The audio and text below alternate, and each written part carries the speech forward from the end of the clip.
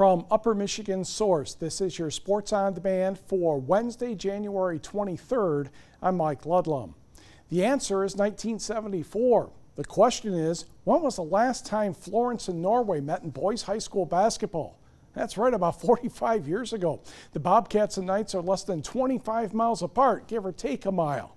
Let's go to the Norway gym. Home team in white, Florence wearing the road green. Pick this one up in the third quarter. Patrick Milan passes to Caden Schulz. He drives the baseline and finishes, but the Knights were up by a couple dozen, +2. Norway added to that lead. Logan Parolini finds Zach Seat at the top of the key. That shot was good. Parolini, not only with that assist, he had 20 points. To the fourth, Caden Schulz with the steal, and he will go up and in. But a few plays later, Cody Hendricks will catch the pass near the top of this key, pull up, hit the jumper. He ended up with 30, and Norway was your winner, 71-49. On the board, Kingsford 22 better than North Dickinson, 65-43.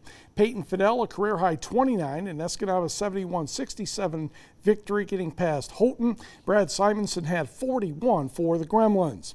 Elsewhere, Foster Wonders 26, Iron Mountain cruises past Manistee 81-41. Battle of Iron County defensively goes to West Iron 36-26 over Forest Park. Jason Waterman had 31 as Negaunee ran past Gladstone in the second half, 78-61. Camp Ballard 20 for the Braves. Mitchell McGeeshick had 29 as Waters Meet defeated Republic Michigamme 79-59. Bessemer 51, Lance 40. Hurley gets past Wakefield Marinisco 61-58. In the Battle of Panthers, it was Chassell over the number 2 team in Division 4, Ewan Trout Creek, 68-59. Carl Raudiola had 28 for Chassell.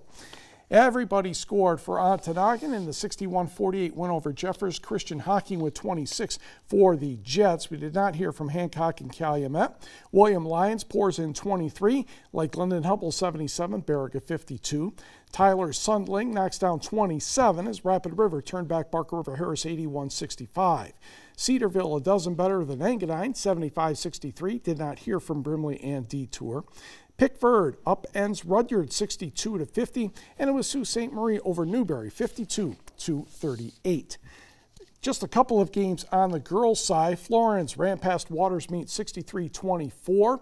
Mackenzie Boyd and Taylor Miley combined for 41, but South Shore was the winner over the Red Devils 67-55.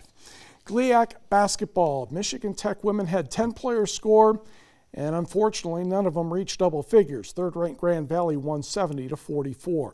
An absolute wild one in the men's contest. Kyle Monroe of the Huskies, 53 points, 10 triples, 20 of 28 from the floor. And the Lakers still won, 95-93. They had 3 players over 20 points.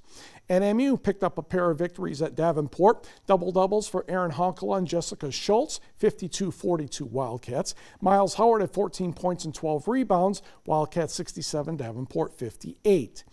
Purdue Northwest beat the Lake State women 54-46 despite Lexi Kuhn pouring in 24. And the men, the Lakers beat Purdue Northwest 72-59. Keymontrese Collins had 15. In hockey, in overtime, despite the fact that Hancock outshot Negaunee 47-14, the Bulldogs needed overtime to get past the Miners 5-4. The Gwinn community and the Upper Peninsula High School football community are hurting. Model Towners varsity football coach Dion Brown passed away Wednesday night. Brown had a big smile and a bigger heart, and he will be missed by those he met.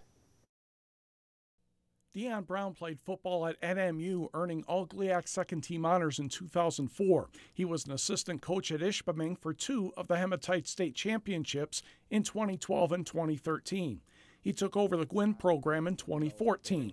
He led the Model Towners to the playoffs in 2016 and 2018. He was the UP Large School Coach of the Year in 2016. His overall record at Gwinn was 20-36, but you can't measure Brown's accomplishments with numbers. From inner city Chicago, I feel like he has the same kind of personality and attributes that these students have within Gwinn. Had a kind of a rougher upbringing and, got himself out of, kind of the streets of Chicago, and, was able to fight and get through some adversity. And I think that's what the kids here really needed, was that chance. I was fortunate enough to have him come on staff when I took the varsity in 2012, and he came over from Ishpring, which I knew right away it was a blessing in disguise. And I told Dion, I said, I'm not doing this very long. We had lost our coach, kind of a spur of the moment thing, and I said, if you want to be a head coach, this is the place for you. And I said, you're the right guy for the job. I knew he was, and he didn't let anybody down. I honestly, it was amazing what he did with these kids in Gwyn as far as getting them to buy into how much it takes in the summertime and how hard a work it is every day to go out there and to become competitive. He touched everybody in so many different ways through this community, not just football. Getting the kids to buy in to doing community efforts, going and chopping wood for people, helping the elderly out, doing just different things, and never giving up on any of the kids. Gwyn football coach Deion Brown was 37 years old.